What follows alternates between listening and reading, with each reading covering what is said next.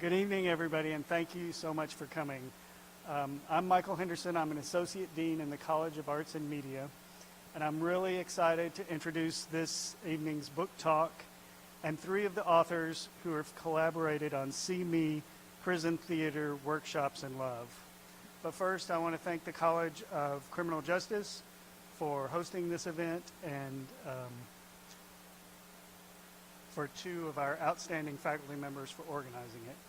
Peter Lehman is an assistant professor in criminal justice whose research interests include the culture of punishment and carceral spaces.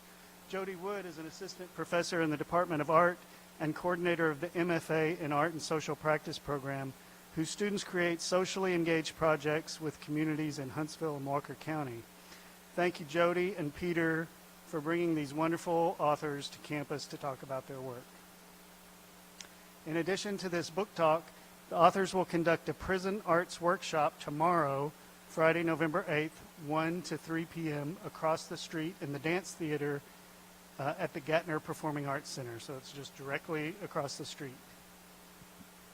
See Me is a collection of intimate essays, each written by 2 or 3 people who connected profoundly in the temporary community that a prison workshop can create.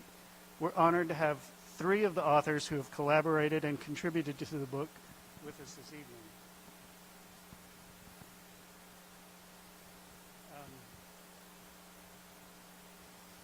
Kathy Randalls was born and raised in New Orleans, where she is the artistic director of Art Spot Productions, an organization she founded in 1995. Her original performances have toured nationally and internationally. She co-founded and co-directs the Louisiana Correctional Institute for Women's Drama Club and The Graduates, a performing ensemble of formerly incarcerated women. Her current projects include Arts, Racial Justice, Culture, and Healing at Orleans Justice Center, and The Road to Damascus, a performance about the church's role in creating a damagingly inequitable criminal legal system. Gloria Mama Glow Williams is a mother, grandmother, and great-grandmother. She served 51 years, the longest sentence of any woman in the state, at the Louisiana Correctional Institute for Women. While incarcerated, she was part of the Drama Club, Toastmasters, Domestic Violence Survivors, Victims Awareness, and Vessels of Wisdom, among others. She also counseled numerous women who ultimately named her Mama Glow. She's a public speaker and is currently working on multiple creative projects about her incredible life story. Kathy and Mama Glow will join Jan Cohen Cruz on stage shortly to talk about their work on the project. In addition to See Me, Jan Cohen Cruz is the author of 7 other books on socially engaged performance. She was director of field research for A Blade of Grass, an organization that supports socially engaged artists, and she co-founded its magazine. From 2007 to 2012, she directed Imagining America, Artists and Scholars in Public Life, a national consortium of colleges and universities committed to civic engagement, and co-founded its journal, Public. Jan was a longtime professor in the NYU Drama Department and received the Association for Theater in Higher Education's Award for Leadership in Community-Based Theater and Civic Engagement. So please welcome Jan Cohen Cruz.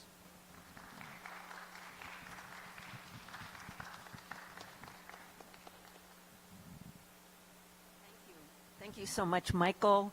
Thank you, Peter. Thank you, Jody. Thank you, Luke. Thank you, Bookstore. Thank you all for coming. Just to give you a little background to start off, back in 1971, as part of being in a street theater, I co-facilitated a theater workshop in a men's maximum security prison. Getting to know the participants, making theater with them, made me aware that I had carried misconceptions about people in prison, and I didn't even know it. I got especially close to one guy, Finn. Our intimacy opened me to much of what I learned that year and a half. Then circumstances drew us apart. Well, a couple years later, Finn got out, we got back in touch, and we've been in touch for 53 years. He lives in Seattle, I live in New York, and he also writes. And he said to me about 2 years ago, why don't we write together about that year and a half that made such an impact on both of us? And I said, yeah, let's do that. So we sort of figured out what happened over the year and a half, and we'd write passages and send them back and forth email to each other. And I said, this looks like this might be a book. He said, well, no, I didn't do this to do a book. I wanted you to know. But if you want to do a book, that's great. Use what you want from what I wrote. So I did. So I reached out to other people I knew who had also been really in other, more recently than the early 70s like us, and in other places who'd also really been impacted by the kind of relationships that can come up partly through the theater and making things together, what happens in those circumstances. So I thought, okay, so we finished the book, and I thought, let me figure out what are passages. I want to go around and talk about the book and read, hello, welcome, and and we just got started. So I'm just giving a little background to the book, and I thought, wouldn't it be interesting if instead of me reading things that other people wrote in the book, like I can read what I wrote, but instead of me reading things other people wrote, if I had their recorded voices so you could actually hear the person who had the experience. And so that's what you're going to hear tonight. So the first half hour is a lot of listening to audio from the book, from the chapters. And then we'll pass on to Kathy and Mama Glow. So we're going to start with Finn, and let me play it. He's going to just get us started with an introduction to Trenton State Prison.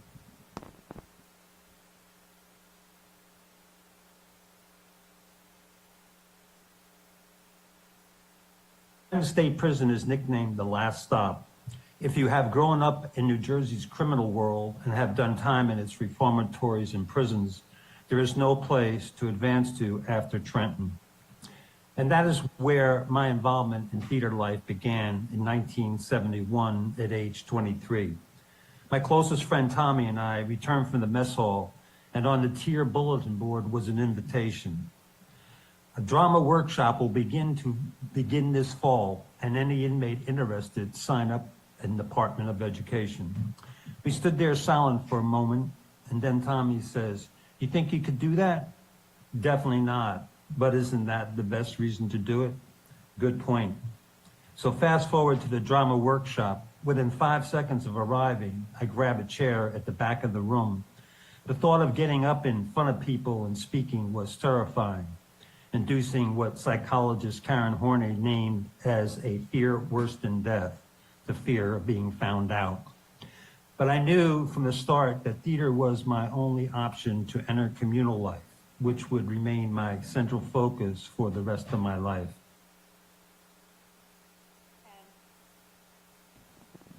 Here's what I wrote about that very first workshop. Although maximum security, Trenton State Prison was weirdly in the midst of a working-class residential neighborhood. It had opened in 1836 and looked it. Thick, bulky stone walls darkened with over a century of pollution and neglect, razor-sharp wire along the top, floodlights sweeping across the neighborhood all through the night, tall, dominating watchtowers. Why would they build such a foreboding structure in a family neighborhood? I mused to Richard, the director of the street theater who I'd be assisting. Do they care that little about the people who live here? Richard sighed, or maybe it's a warning. Once inside, about a dozen participants greeted us warmly, including a couple of Black Panthers, a Black Muslim, a Native American, one Jewish guy. And then there was Finn, who appeared so sensitive and tough at the same time. He had green eyes, red hair with little fringe bangs like a Benedictine monk, and seriously muscular arms. It was the first time I realized that guys in prison worked out not just because they had time on their hands, but also to protect themselves. That prisons are dangerous for the people there, not only places where dangerous people are locked away. That night, he looked so fragile that the air around him trembled. How was that possible with those arms? We began with warm-ups, some yoga-based that the guys could do in their cells. We shifted to improvisation. Moments before the first session was to end, one of the guys said, "I got something. This takes place on a street corner in Newark." Yeah. Little by little, people got up and hung out, sang doo-wop under an imagined street lamp, shot the breeze, looked at the stars. It was a remarkable sensation, recreating more vividly than the thing itself something I could do any night but didn't, and that they could not do any night soon. It was November 1st, 1971, my 21st birthday. I'm going to play one other excerpt of Finn, in which he speaks about the workshop as a place participants could be seen more fully.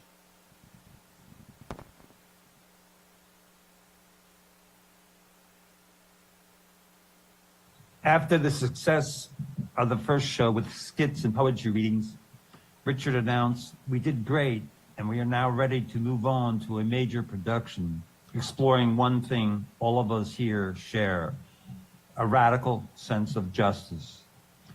I have learned about most of it through history and political theory, but all of you have learned it from experience. I chose a book we can adapt to stage, exploring bureaucratic injustice better than anything I have come across. Franz Kafka's The Trial. Handing each of us a copy of the book, he continued, "I want everyone to read the book at a comfortable pace. Listen for any response that parallels an experience from your past. Then when we get together, we can start improvising with those scenes to construct a narrative reflecting how the oppression of prison life connects to Kafka's story, which is evidence of its universality."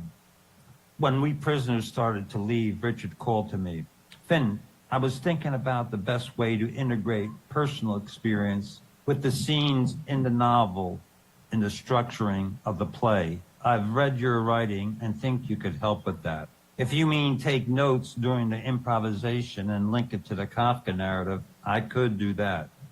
That's exactly what I mean, and thanks for offering."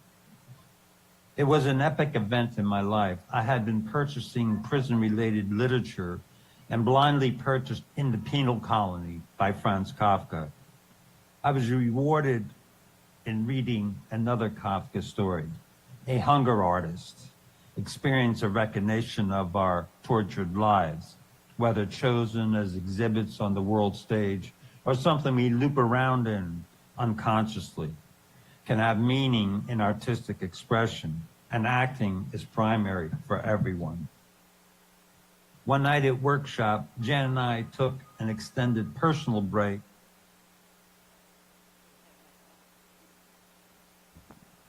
So over the next few months, the workshop developed, Finn and my relationship developed, and then one day, Richard and I got to the prison and it was closed. There'd been a fire and we didn't know what happened. And that's when Finn wrote me a letter explaining the tensions among subgroups that brought the fire about. It's dynamics I never would have understood on my own. I wrote him back. Here's how I describe what happened next. And so began a deluge of letters. We wrote to each other about books, movies, politics, philosophy, and our lives. He told me that drugs are not a root problem, but a solution to the searing pain from which the addict seeks release. I shared Angela Davis's avowal that prisons do not disappear social problems, they disappear human beings. He shocked me with this response. All the time in reformatories and prisons helped, not hindered me. I settled into a creative way of life where I was left alone so long as I did not break any rules. Easy for me, a great deal, heaven. Never before was I left to find out who I was on my own terms, and fed, clothed, and sheltered during the process. Under that cruel regime, I had more freedom than ever before in my life. Of course, it was more than a little sobering to think of what his life had been his first 20 years, that prison would feel like freedom. I had entered Trenton unconsciously expecting to meet people who were inherently bad and in some way, and not yet understanding how often they were shaped by violent circumstances and a lack of options. And I learned this through the scenes we made together and through the conversations that I had with people. And I learned it through Finn. I learned it through our letters. We shared our takes on the workshop and participants. We wrote about our everyday lives. He never trivialized the relative ease of my childhood in relationship to the harshness of his own. Abandoned by his family, Finn had become a child prostitute to survive his childhood, ironically ending it at the same time. We shared how we felt moment to moment. We fell in love. We wrote outpourings of our love to each other. As anyone who has had a long-distance love affair before the existence of the internet knows, letters become a space to be together. I focused on him and dropped down to a place inside me for just the two of us. Every thought I wrote him went towards making 2 chairs alongside each other, a room where we could sit, a little house where we could live. After a few weeks, the prison reopened to outsiders and the drama workshop resumed. The workshop director, Richard, and I moved into a house where guys involved in our work could join us when they got out. For the first time, Finn imagined he would get out and live there with me in a beloved community, grounded in the idealism of the workshop, where we practiced being the selves we aspired to be in the world.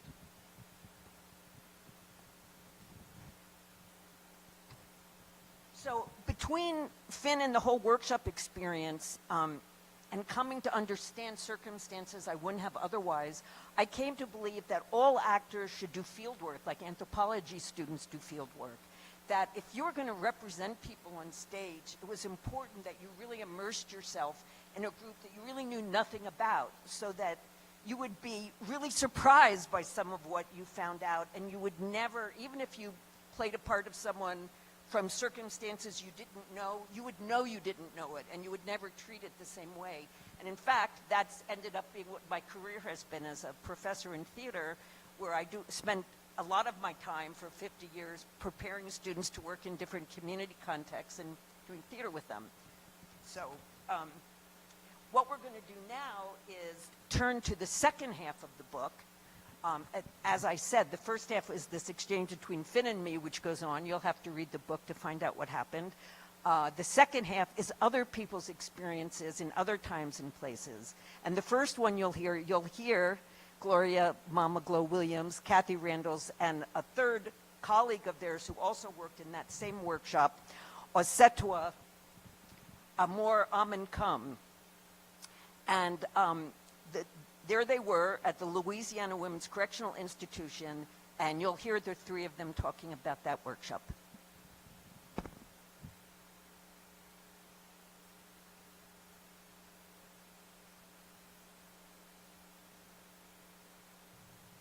We were a family in the prison drama club. It was a healing place. I protected the club with my life. If I spill my guts about the ugly things that happened in my life, like the man in the yellow house, and if you chose somebody, they'd say, Mama Glow gonna get you. What went on in the drama club stayed in the club. You could be your real self there. We were sacrificial lambs, putting our pain out to try to release them from their pain that they were going through. But before you walked out the door, you took out the phony mask for the compound and put it back on. I said, when you first came to drama club, you said you didn't intend to stay. What happened? Well, it was an ancestral connection. I really felt connected to all of you. I didn't expect that. I was just coming from one Saturday after Kathy invited me. It was a pure example of how love just spontaneously sprouts, especially after going to the prison training where everything was told, don't touch them, don't this, don't that. I got to the drama club, and there were all these black women, some of them my daughter's age, some of them my mother's age. It was pure love. You see, I'd been to Angola, the men's prison, before with Kamuka African Drum and Dance Collective. And by giving our time to the inmates at Angola, we were manifesting the concept of Ubuntu. I am because you are. We understood that our destiny was tied to their destiny. The African concept of life extends beyond the present. It includes those of us who are living now, those of us who lived in transition, the ancestors, and those souls waiting to be born. In African culture, the community is where all three of these existences are actualized and observed. The individual is born into the community, and even after death will always be a part of the community, just as our incarcerated family members are. Well, Kathy, what brought you to the drama club? Being dumped by my first lover after 2 weeks. That led me to connect to the deep, raw heart of every woman who has been wronged by a man. And it led me to want to talk to the women who killed the men who wronged them, wondering if murder appeased the rage inside. All of that culminated in a solo performance called Rage Within Without. My first contact with women who had killed was in 1994 through the Illinois Clemency Project for Battered Women. One of them, who I told I was going back home to New Orleans, said, "Well, keep working with the women in prison down there." Now, when people ask me why I've stayed in the drama club, I say, nobody told me I couldn't. I was curious. All the doors opened to let me in. I have healing to offer. I need healing. Y'all being locked up here ain't right. It doesn't sit well with my spirit. You asked me to come back. You pray for me and my well-being when I come. The performances here are the best on the planet. And I hate violence. I hate violence and what it does to us. And I know that the majority of y'all are in here for committing a violence that ended a life. And I know that behind your violence was a violence that you received, a hurt that nobody ever apologized, much less atoned for. Mama Glow, close us out. We are a community. I'm part of that community, but I'm an incarcerated part of that community. Now that I am free, I want to be an active part of my community. I want to help change some of the things that's in the justice system that is so cruel and unfair. Join me in the fight. Thank all of you that helped free me.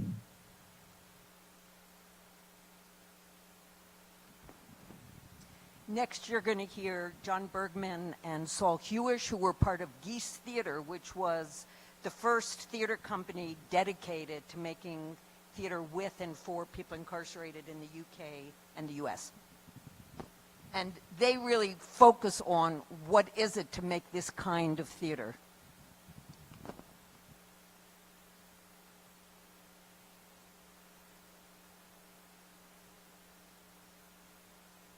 One of my defining prison experiences was the first time that I worked with life sentence prisoners. I'd been asked to make a show with them, and I was a bit terrified by the notion, not because I thought they were going to hurt me, but rather it was, what do I do with them? I was in my late 20s, a skinny white kid with long hair, and I'm thinking, what the fuck do I know about being a lifer? Nothing. So I used the show to find out. The men were extremely generous in sharing their experiences, and the show had some great moments. I remember at the end, a participant came up to me and said, "That's the best week I've had in prison, ever." My initial response was feeling overwhelmed by the weight of the comment, followed by a concern that I didn't really know how to respond. In the end, I was just honest with him and said, this is one of the best weeks that I've ever had as well. Those shared experiences and their shared life experiences inside this theatre process are so compelling. You know, we're not the same as artists who go off and make something commercial. We work for the good of the people we interact with.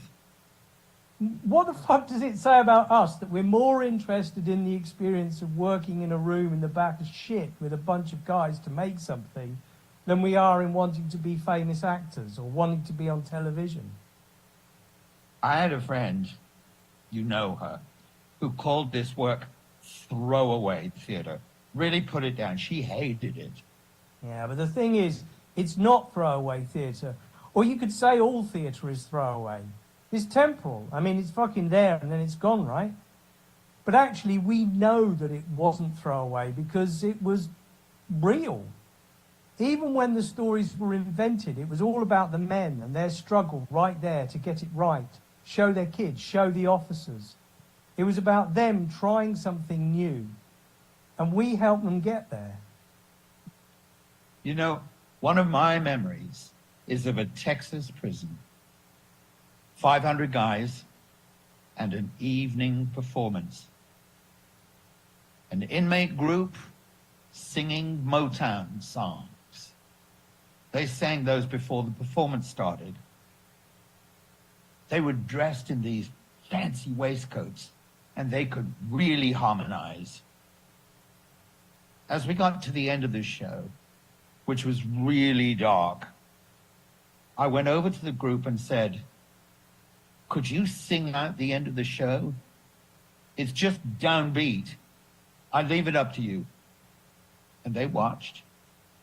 And they came in at the last moments in the show and they sang this beautiful song. Silence. 8 p.m. in a prison in Texas. 500 men and us, holding on to the beauty that had just happened for as long as anyone could. Perhaps even some hope, if just for a moment. And the feeling of the translucency of all the arts and all our places in that light, that stayed with me for always.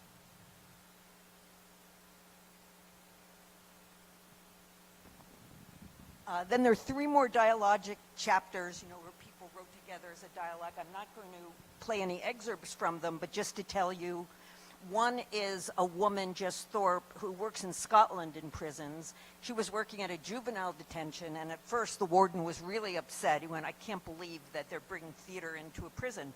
Then he watched the kind of work that the young men were making. He watched how they couldn't wait to go to the workshop. He watched how they cared about what they were making. He watched how they related to each other in a much more friendly way. And now he's on the board of Jess's Theater. He's a total believer in what theater can do in prison. So that's one chapter. Then there's another by a New Zealander named Rand Hazoo, who did a workshop with Maori prisons. There's a lot of Maori prisoners in Australian, New Zealand prisons, with a guy, an African-American from the west coast of the U.S., who had done workshops that very much drew on African-American culture as a source of strength for people anywhere, including in prison. And that's what Rand was doing in New Zealand with Maoris, and they worked together in a really lovely cross-cultural way, but still emphasizing culture.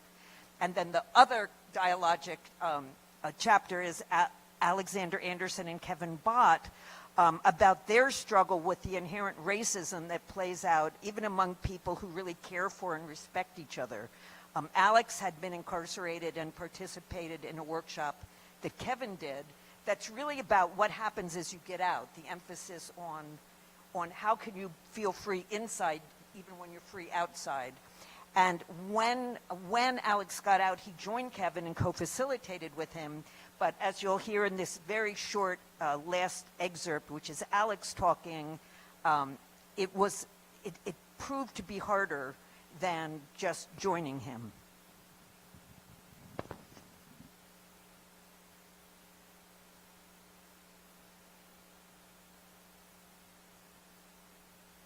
I had 3 older brothers who were Black Panthers or Malcolm X followers. They'd always give me that speech about not being an offender, but being a defender of the black community. So I always knew it. But there were two forces in my neighborhood, and I sided with the streets. Once I got incarcerated and got that moment of clarity, separated from drugs, money, gangs, it started coming back to me. Meeting some of the political prisoners that I heard about, they're the ones who taught me about being a revolutionary. I said, yeah, give me that gun. And they said, no, a revolutionary is a lover of humanity. You don't get a gun. You got what you need, compassion, love to do this work. When I came into a space with people who just got out, I wanted to share with them what I knew about the power of using theater to change narratives, from being in workshops with Kevin. And I got my heart broken. We don't want to hear from you. We want to hear from the white guy, meaning Kevin, who I partnered with when I got out. We were working on it, but I still do this work to engage with people out of love of humanity and to heal humanity. I'm glad we're talking about love. So that gives you the overview of the book.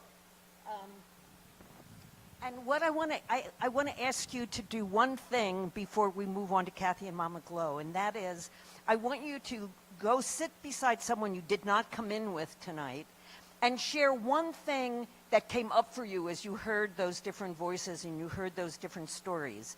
So I'll give you a few minutes to each share a story, and then we'll move on. So find yourself someone, get up, find someone else. Come on down, y'all who are sitting in the back, come closer to us here. No, you won't. Okay. Well, you've been invited. You don't need to. I won't force it.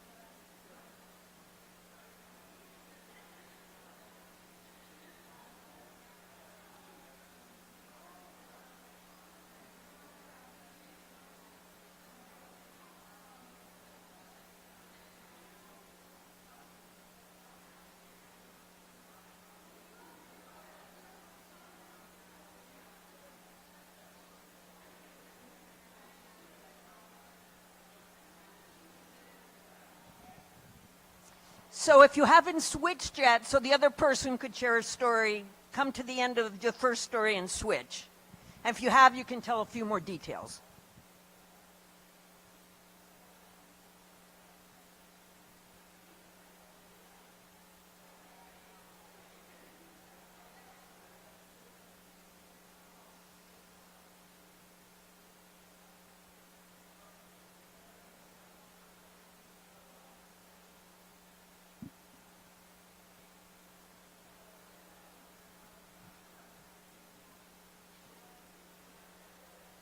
Okay, people pretty much told a story and heard a story?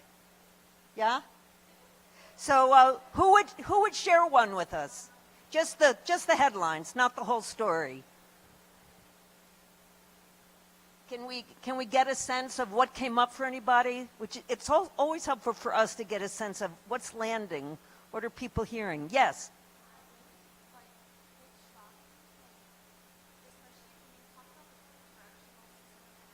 So there's someone telling us it shocked her hearing about correctional systems.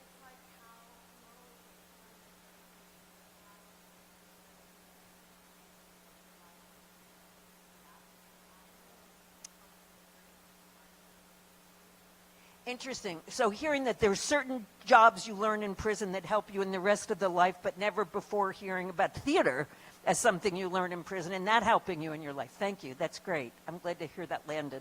So let's hear one more. Can we hear one more story? Great. Jody.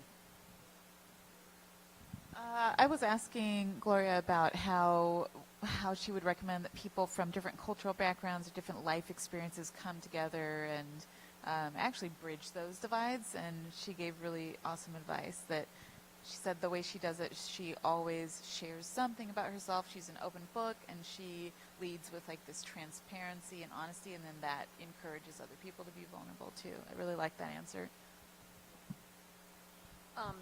So now we're going to hear from Kathy and Gloria Mama Glow Williams, and then there'll be a chance for you to respond and ask some questions at the very end. So Kathy and Mama Glow.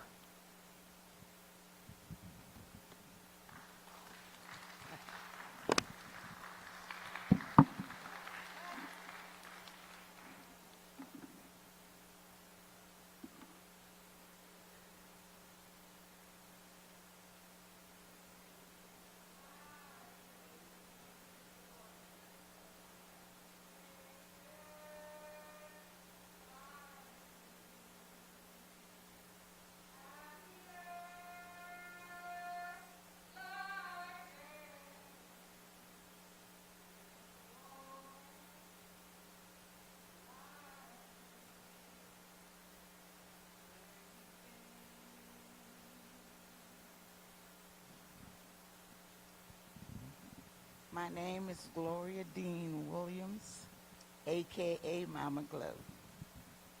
I'm with the prison at the age of 24 and came out of prison 2 years ago.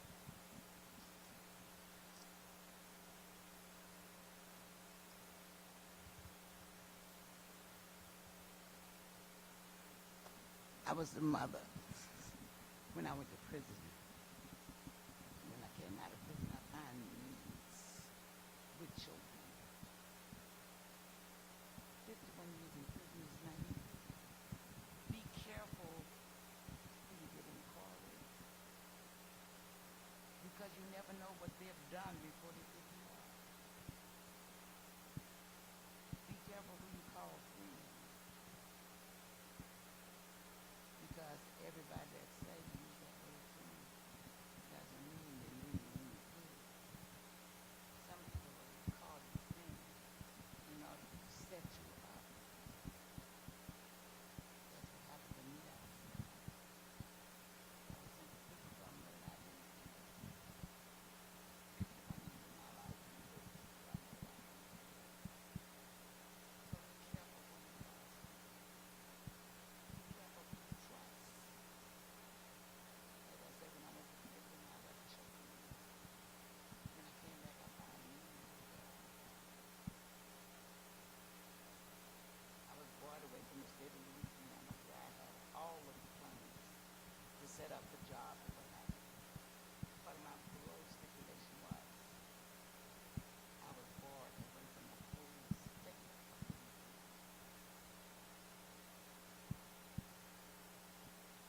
It was a terrible marriage. I was very rebellious when I went to prison, because I was angry. They called them escapes. I called them leave of absence without leave. I was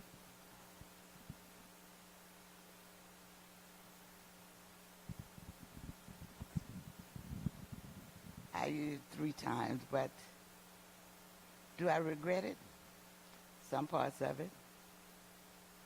But I got a chance to spend some time with my children. I had time to spend with my family. I had time to fall in love with an amazing man. His name was Otis.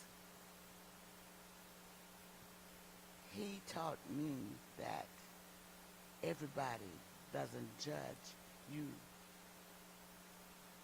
because it's not man's place to judge. It's God's place to judge.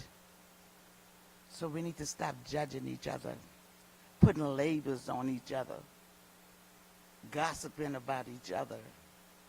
That's not healthy. That's not a healthy environment for anybody. So let's stop that. Kathy brought into LCIW the drama club. She was a volunteer. And I found an outlet in the drama club to be able to release some of the horror that had happened to me as a child. we were able to form characters and tell our own story where the audience wouldn't know that we were talking about ourselves. Today, I'm grateful to that lady. She took my story to the streets and started a movement that helped free me. Fox and Rob, PDM NOLA in New Orleans, they sacrificed a lot because the movement went to many other states. I was the only woman that spent that much time in prison in our time. Was I angry? You bet I was. But I had to get rid of that anger because I couldn't allow that anger to hold me stagnated in a place of hatred. So I had to move on. But because I escaped the last time, I ended up in a maximum security area in a steel building where in the summertime it was 115 degrees on the inside of the building with no fan. The only thing we had to drink was polluted water from the water fountain. I survived that, but I didn't. Again, that's another God story. Man said I would die in prison. God rewrote my story. I'm free. See, the only way you coming out of prison would be in a black body bag. The devil is a liar. Because I didn't come out in a black body bag. I walked out. And today, my most desire is to free some of those that I left behind and to help some of you not go down the same path that I did. It's hard. Prison life is hard. It's ugly. I suffered a lot in prison, but I also helped a lot. Because when they started calling me Mama Glow, I know I had to tighten up my belt and I had to start doing the right thing, stop getting reports, stop doing the things that I was doing because these kids needed somebody that really cared, so I became their mama. I sacrificed a lot for them and they sacrificed a lot for me.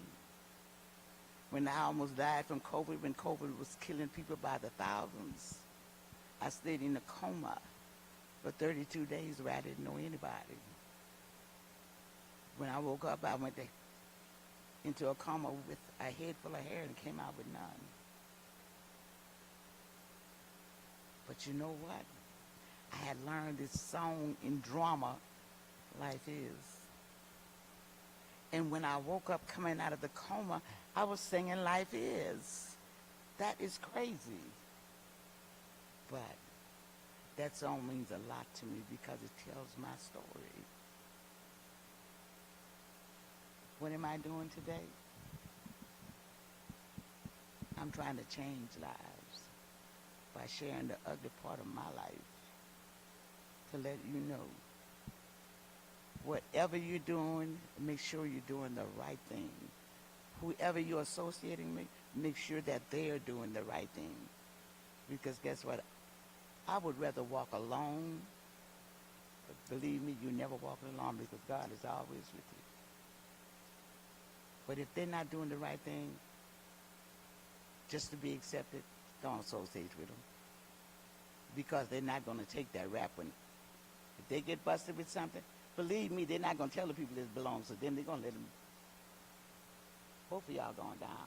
Because she's not going to stand up and say, oh, he's not going to stand up and say, well, it's mine, it's not hers. No, they're not going to do that. So both, that's what happened to me. Nobody stood up and said they did it, or she didn't do it. So that's what you need to do. Be careful who you run with. Be careful who you let in your house. Be careful who you let in your life. Kathy Randall, I'm going to pass the mic on to Kathy and let Kathy finish the story. Should I use the, okay, yeah, you can set that down. Hi, everybody. How y'all feeling? okay? Mama Glow is the ninth wonder of the world, the eighth wonder of the world. So I know it's something to see her in person for the first time and hear her amazing voice. I want to read another passage from the book that I hope y'all will get tonight.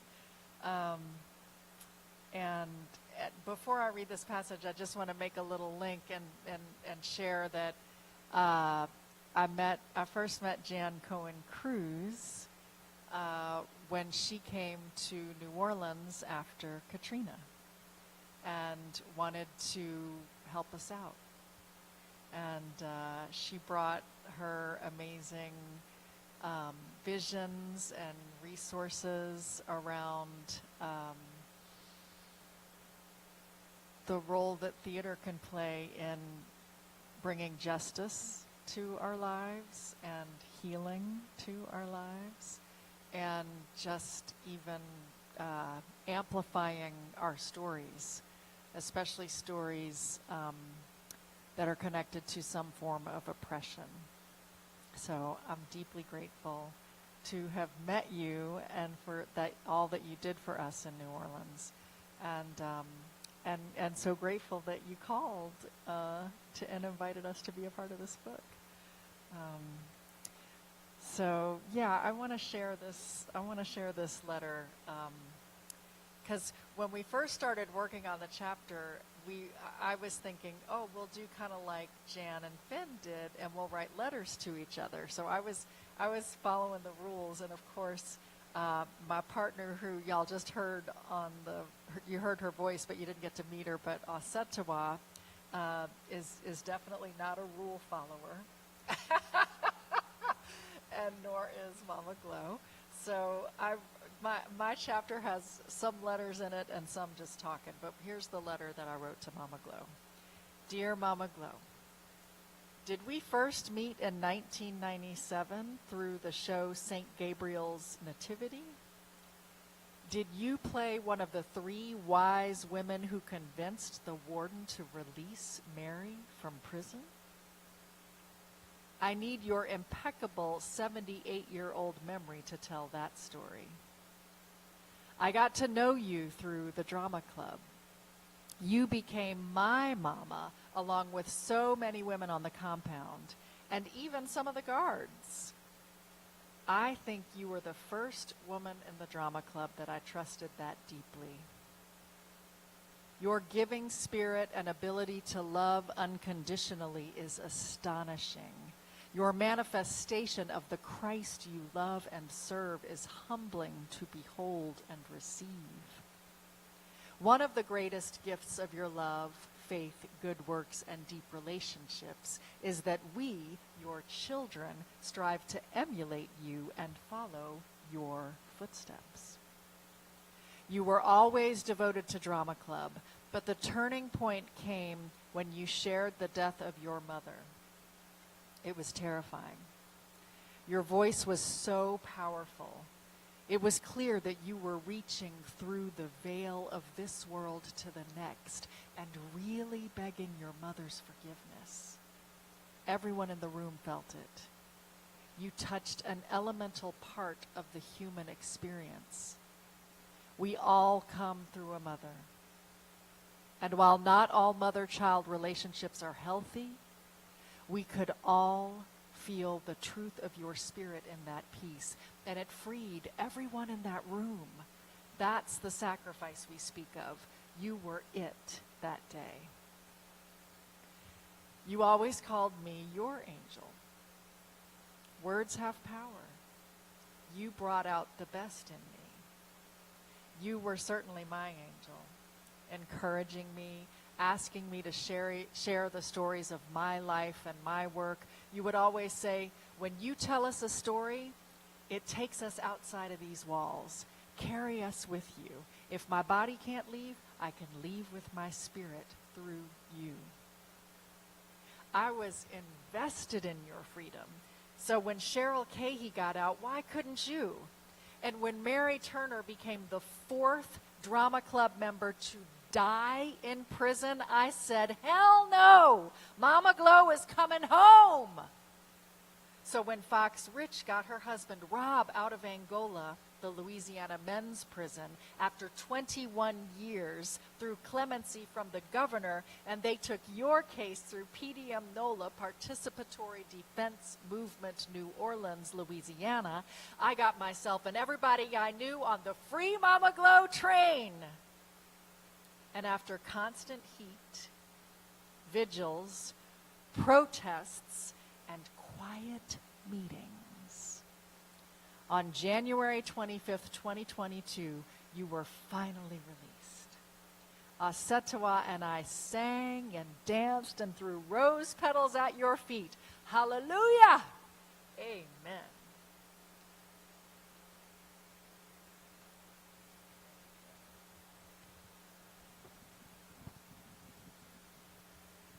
Had it not been for Kathy and so many others, I would still be incarcerated. But today, I cannot find the words that would be adequately enough to express my appreciation to so many people. Maybe some of your parents were involved in my freedom. People wrote letters, people called. It took the governor 3 years to decide that he was going to sign my release paper. In between that time, I lost my daughter. She died from an overdose. I lost all of my brothers, all of my sisters except 2. I came home. I left a large family and came home and find so many had perished while I was gone. Can I let that hold me back? No, I'm not. Because we all have an expiration date. I'm going to do the best I can, good things, while I'm here. So when my expiration date is up, then my memories and my work will be carried on. That I'll pass the baton on to you young people, that you keep the movement going to help other people. Because people make mistakes in life doesn't mean that that mistake has to hold you back from becoming who you really are. Don't use, if I confide in you, see, that's the ugly thing that's going on. That's a really, really bad infection that is going on in the world today. If I confide in you that something ugly, bad happened to me, on Mad Day you use it as a weapon against me. That's horrible. That betrayal stick with you forever of a friend. I confided in you as a friend, and you betrayed that because you used my personal life as gossip. And then on Mad Day, when you got mad with me, you use it as a weapon against me. Is that fair? No. A lot of women's committed suicide because of it. On the inside of the institution, I watch people kill themselves, young girls like you, kill themselves because they couldn't stand the pressure and the harshness of being incarcerated. So love yourself. Love God. Love your community. And do whatever you can to try to make it better. Those are my words to you. And I leave you with, if you're doing the wrong thing, now is the time to stop. Thank you. Thank you, Mama.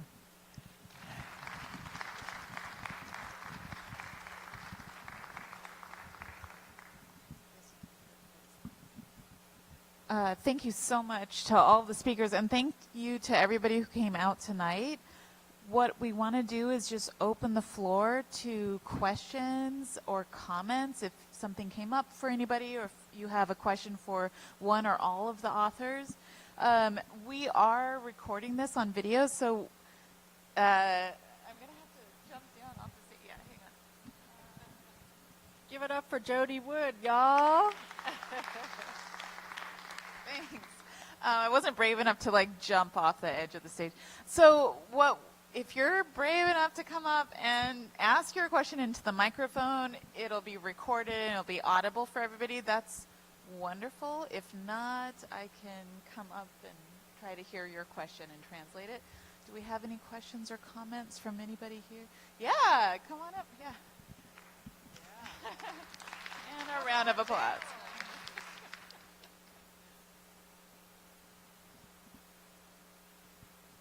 First of all, I want to say everyone's outfit is beautiful and you all look amazing. Second of all, Mama Glow, this is a question for you. How long did it take, like how many years until somebody actually took action to help you get exonerated?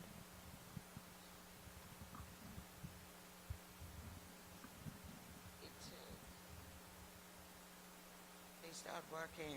Kathy, what year did you take my story to the street?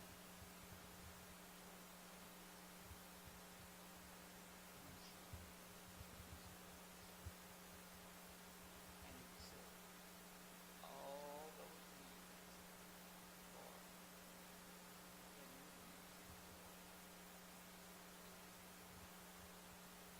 for the movement to work. But and the governor still wouldn't sign my paper. They called the governor, Fox did, and asked him when he was going to sign my papers. And he said to tell me that it would take a Damascus experience for him to sign my papers. Fox said, well, here come one. Kathy, I'm going to pass it back to you. Yeah, so Fox Rich is an amazing woman. If y'all, have any of you heard of Fox Rich? Okay, have any of you heard of a film called Time on Amazon Prime? Yes, have you seen it? Yes, amazing. So the film by Garrett Bradley was nominated for an Academy Award for Best Documentary Feature Film. It's called Time, and you can see it on Amazon Prime. I'll keep saying that. And it's the story of Fox trying to get her husband, Rob Richardson, out of prison. He served 21 years at Angola. And I highly recommend it. It's a beautiful film, and it was beaten by The Octopus Garden, which was a lovely film, but I was like, come on, Hollywood! You could do better than that! This is your moment! But alas, that was my humble opinion. So Fox and Rob participated in an armed robbery in Shreveport, Louisiana, and no one was harmed in it, and yet Rob did 21 years for it. They're black. The state of Louisiana's criminal legal system is historically and still to this day racist. And Fox got out of prison. She was the driver. So she only did a couple of years. And she fought for 19 years for her husband's freedom. She never gave up. And when one door closed, she looked for another one. And when another door closed, she looked for another one. And so Time is her story.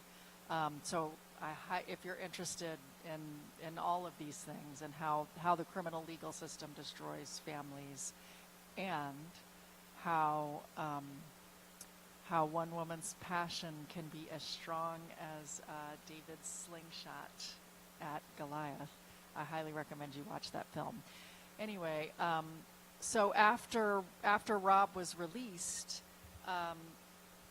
they formed this organization called Participatory Defense Movement, NOLA for New Orleans.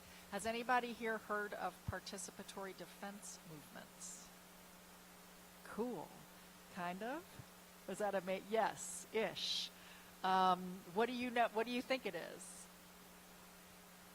Since we're talking about participation, I'm going to throw the ball to you, my dear.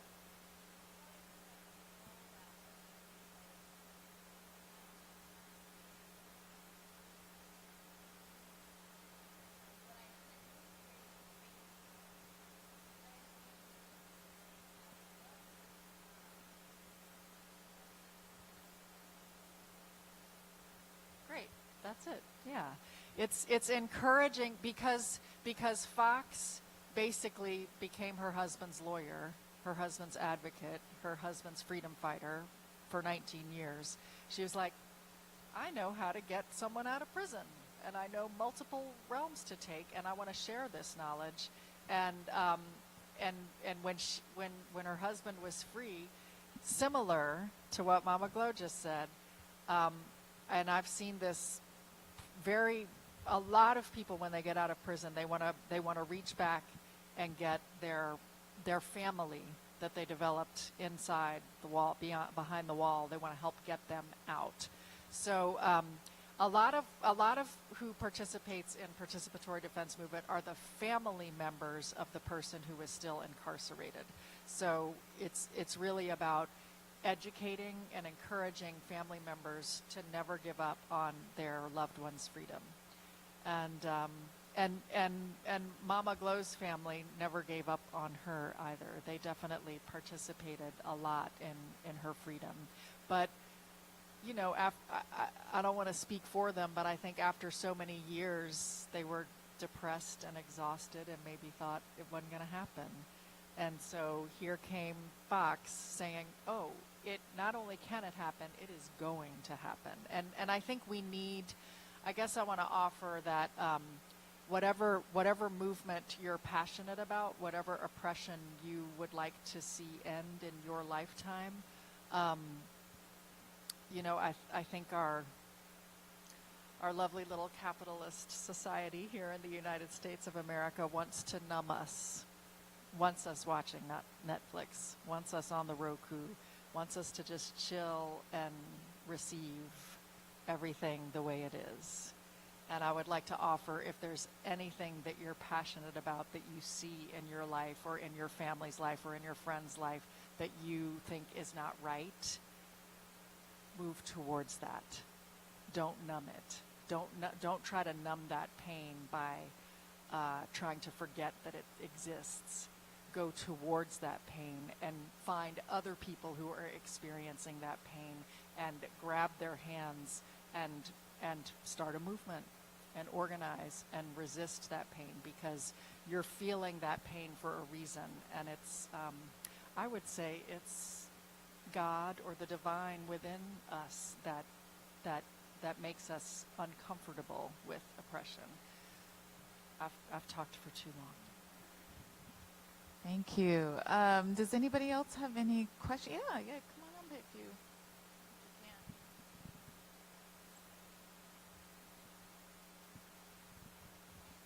Hi. So first off, I would like to start off by saying I don't know if I speak for all of us when I say the criminal justice system failed you.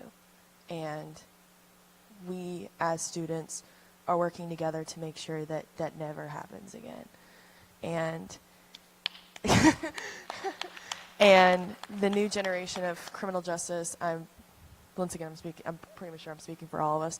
We are working towards to make sure wrongful convictions like yours, Daniel Villegas, people that have been wrongly convicted, that never happens again. And I cannot express my deepest apologies that you have had to start your life at this point.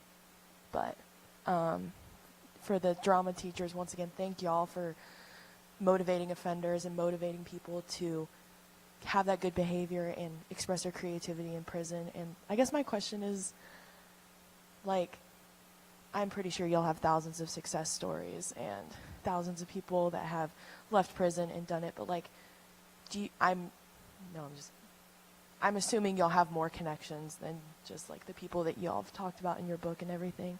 Do y'all have any other connections that really like stuck out to you, or like people that like you still keep in touch with to this day? Oh yes. Like, do you still have people that you were like connected with in prison that you still are in touch with to this day, besides I forgot his name, I'm so sorry. Finn, besides Finn. I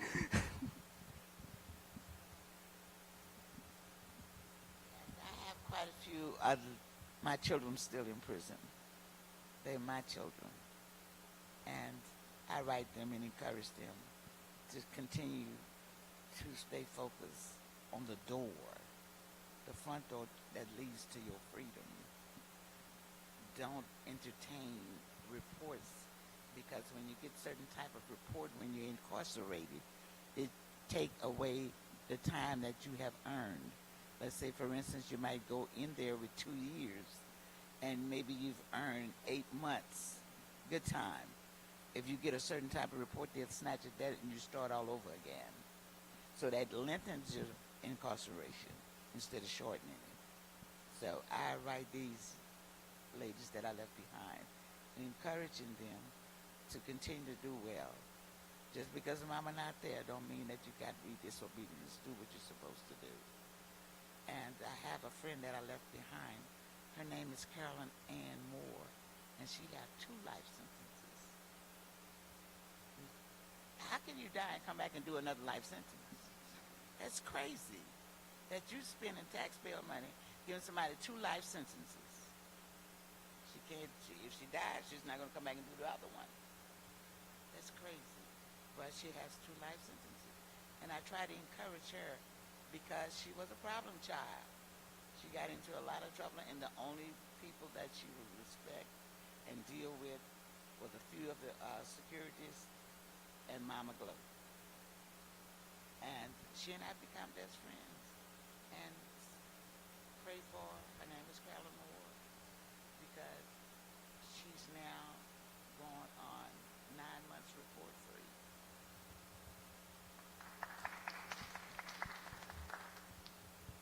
I want to share that Mama Glow and I just had an amazing experience in Houston on Monday night. We went to visit the Women's Empowerment Project in Harris County Jail. I don't know if any of you have heard of that, but it was amazing. We're going to be speaking in Houston on Saturday at 2 o'clock at the Houston Museum of African American Culture, and that museum has a partnership with Women's Empowerment Project where they are doing art classes in the women's jail. And so we just met, on Monday night, we met 40 women that we are now invested in their freedom. And hopefully Mama Glow is going to start a drama club there. We're trying to speak that into existence, right? Right?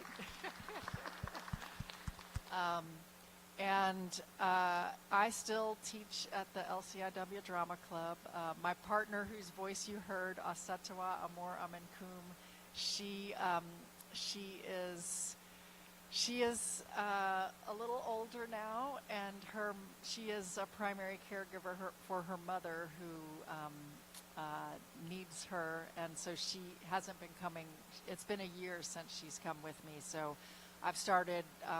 I've been reaching out for other teachers to come and help me with the work, and that's what I'm starting to realize is so important.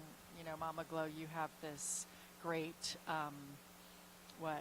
practice of passing your love and your lessons on, and expecting your daughters and sons and everything else to pass on what they've learned from you. And so I'm trying to work on that as well with the drama club at LCIW. And yeah, I'm also working on a project at the jail in New Orleans. Michael mentioned it in my bio. It's called ARCH, Arts, Racial Justice, Culture, and Healing. We have New Orleans and the state of Louisiana's first black woman sheriff in New Orleans, and her name is Susan Hudson, and she's been in office for 2 years. She's halfway through her term, and she was elected on a progressive agenda, and so we've been working with her and with the Orleans Parish Sheriff's Office to bring the ARCH program into the jail. So I've met a lot of folks there, and we're trying to make it a permanent program. So, you know, I know who in the audience is coming from the criminal justice school? Raise your hand. Okay. And who in the audience is coming from the arts school? Okay. All right. CJ has y'all beat, but that's okay. CJ needs art. Seriously, yeah. So I just wanted to say that we're trying, you know, for folks who, I'm imagining that we have a wide array of maybe conservative to radical, and you know, for those who, if there's anybody in the audience that's interested in like eliminating a police force and eliminating the need for a criminal legal system, I am one who believes that that getting putting arts into the jail is so healing that it will bust down the walls. So just to specifically answer the question, there was a guy in that same workshop as Finn and me who got out of Trenton. He married a social worker, and they settled in Harlem. I live in New York. And we refound each other through a friend of a friend. And I ended up doing a project with a group of my students about community gardens. And New York City is really dense. It's a really dense city. So community gardens are like amazing, important places where people can breathe, and they bring people together in a neighborhood to take over a vacant lot that's like you know, it's full of rats and garbage and all sorts of unsavory things. Take it over, make it a beautiful place, and then it becomes part of the life of that community. And so I knew that this man from the workshop and his wife had gotten involved in community gardens in their neighborhood, and we knew people in other neighborhoods who did that kind of work. And so groups of students worked with community gardeners in 4 different neighborhoods.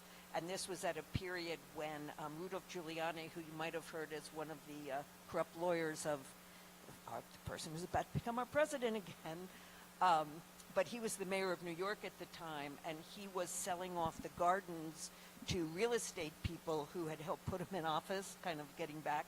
And so this was really to fight back against that, so neighborhoods could keep the gardens. And a lot of the gardens got kept. There was a great Project Green Thumb. So that's like one specific, and he came to a presentation I did Monday and spoke really beautifully about the workshop. It was very cool that he came, so we're still friends. And a lot of my work has been working with students who want to take their love of theater and work with people in all kinds of situations. And for some people, they're drawn to prison. Some are drawn to working with older people.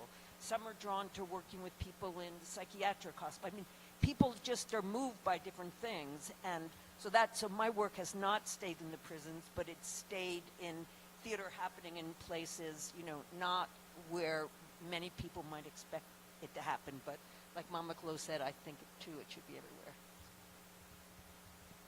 Thank you. I think I saw another hand when I asked before. Who else has a question or a yeah? Do you want to? Are you okay with coming up to ask it?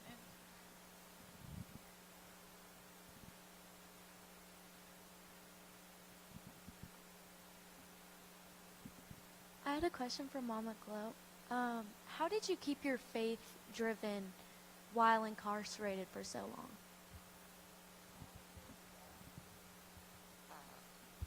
I was raised up with a mom that was a strong believer in God. So that kind of like stuck with me. And because they were asking for the death penalty at first. And my district attorney should have won an Academy Award because he was on his knees begging and crying for them to bring in the death penalty. But my mom prayed and fasted. And that stuck with me, that prayers change things. So I was asking God to rewrite my story. And he did. Because man said I would die in prison, but God rewrote it and I'm free. So my faith came from my mom. And to know and believe and trust God that in his time, he will answer your prayers.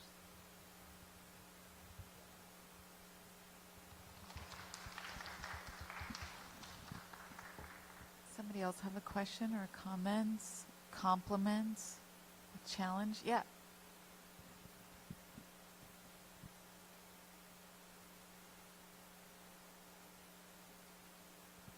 Thank you. Oh my gosh. Okay, so I just want to start off by saying like how grateful I am that you guys are here because, as you know, like many of us are CJ students, and hearing your stories and the work that you're doing is really inspiring for us because I mean we're just getting into this field and we're learning things, and it really inspires us and like that we can make a change and that changes are being made. And so my question for you all is, how has theater, like I know you said it's impacted you a lot, and so how has it kind of impacted your views and like of people that are incarcerated, and how do you use it to combat these stereotypes and prejudices?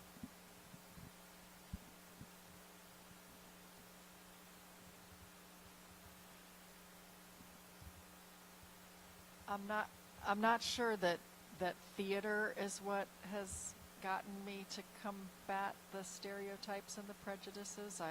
Well, I guess it's theater because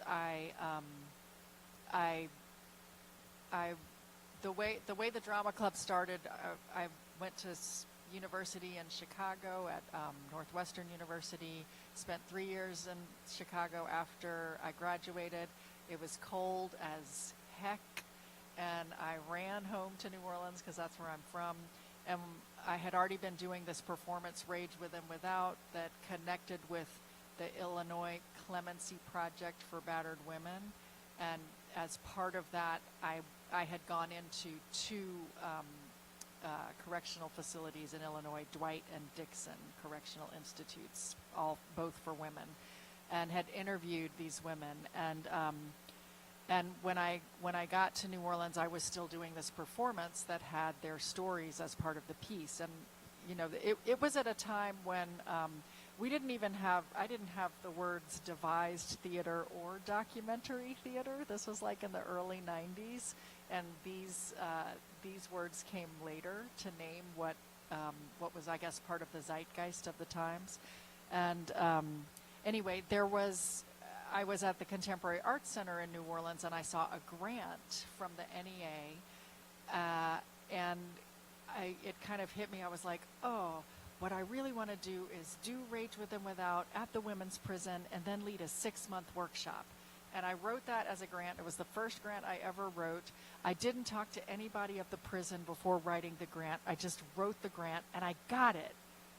And then I had to tell the people at the prison that I had gotten money to do something at their facility. So, you know, maybe now I would have done it a different way. But I think my ignorance and my boldness served the drama club at that at that particular juncture in time.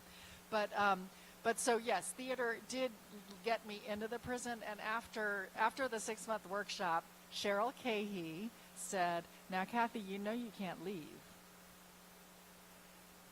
And I was like, "You're right, I can't." And so, you know, it's been 30 years later, and it's true. I mean, what I wrote in the letter to Mama Glow, I have seen way too many women die without being released, and that it's disgusting to me. And I've seen way too many people. Prison does not solve the pain of whatever the violence or the harm has been for the victim or the perpetrator, and I, you know, it's unchristian. I talk about Christianity a lot because I'm a Southern Baptist preacher's daughter, so I grew up in the church, and I'm very vocal about and passionate. Speaking of what oppressions we are passionate about, I'm very passionate about the way Christ's life and message of compassion and love for all has been twisted throughout the history of the United States of America, but especially today. And so Christianity has been the mandate for white privilege and white supremacy in our country since its birth. And it has also been the mandate for the torture that we implement in our prison systems. And so this piece called The Road to Damascus is one of my attempts to try to open that door and say, y'all, we're not getting it right. What we're doing to people in prison is not Christian, and we can't call it that. Okay, I'll get off my soapbox. When I was little and I loved theater, I thought theater meant plays, doing plays. And I thought that's all that theater was. And that was fine with me. I did a bunch of plays. And then I began to realize, like, only certain people sort of seemed to get the opportunity to do plays. And often it was like working on a play and really getting into the shoes of another character that I began to break stereotypes. And I began to realize, I thought that getting to make theater was more important as far as the kind of changes that, you know, you raised in the question than watching it. I mean, you can go to a play and have an incredible experience, a real aha moment, but I think it's a lot less likely than, first of all, if you're the one actually making the play, and then double that when you're actually making the play with people in a range of situations. So then I began to see what happened when I got to be part of groups that were not homogenous, and through making plays together, got to know each other in a whole other way. And it wouldn't be necessarily about agreeing, but you'd understand where people were coming from. So I began to see theater as a whole lot of tools that could be used in many different ways, in many different situations. And then I had the opportunity of working with Augusto Boal, who some might know was an amazing Brazilian. He started something called Theater of the Oppressed, very inspired by Paulo Freire and Pedagogy of the Oppressed, in the whole sense of what happens through dialogue. And he created a kind of theater where everybody you become the active person. And he developed techniques for problem solving, where you do a scene, you couldn't solve a kind of problem, you'd stop the scene, and there are ways that people would then play you. They take over your part, and they would sort of try something. They thought, well, maybe this would work, maybe that would work. And so I just began to learn, like all over the world and through a lot through time, people have come up with these incredibly interesting techniques for theater to be used in lots of different situations, and that's what I became totally hooked on.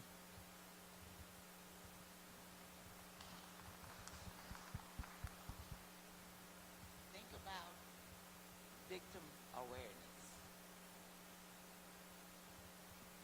I don't want anybody to take it lightly that the person becomes a victim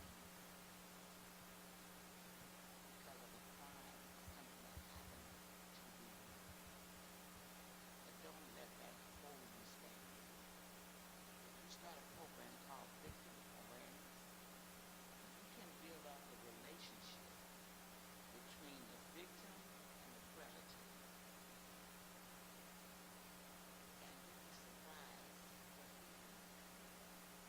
we started a program before I left the institution called Victim Awareness. And I spoke on behalf of the victims. They were holding themselves prisoners together. In order to move past that pain, you have to have friends. But you may be holding yourself captive in the jail. To free yourself,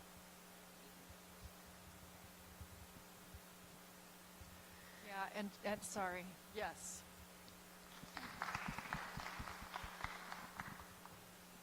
Just back to the theater, I think there is something about, you know, Mama Glow said that she played the victim or spoke on behalf of the victims, right? And I think that's one of the powerful things that theater does, is we literally walk in other people. As an actor, I have to walk in someone else's shoes. I have to put on someone else's psyche, someone else's body. I have to research their history, what made them become who they are. So I think that making theater is an act of empathy. And so that's a big part of how, and that I've been doing it so long, and what I've said, I've seen so much pain out of it that has heightened my social justice around it as well, because Thank you. I think that's a perfect place to end this on this note of talking about forgiveness and love in this time, in this moment in time. So I would really encourage everybody here, if you're free tomorrow on Friday between 1 and 3, these amazing women are going to be leading a prison theater workshop. And that's going to be in the dance theater in the Performing Arts Center. So you guys can totally come. You don't have to, if you're in this room, you don't have to RSVP with me. You can just come to this. If you're going to come, try to be there the whole time and not come in like at 2. So try to be there from 1 to 3. And also, you can get your copy of See Me, this book right here that we've been talking about. I'm going to get my copy. You can read a lot more about all of these incredible stories happening and more. So thank you all again for coming tonight. Thank you so much. We're honored to have you here tonight. Thank you.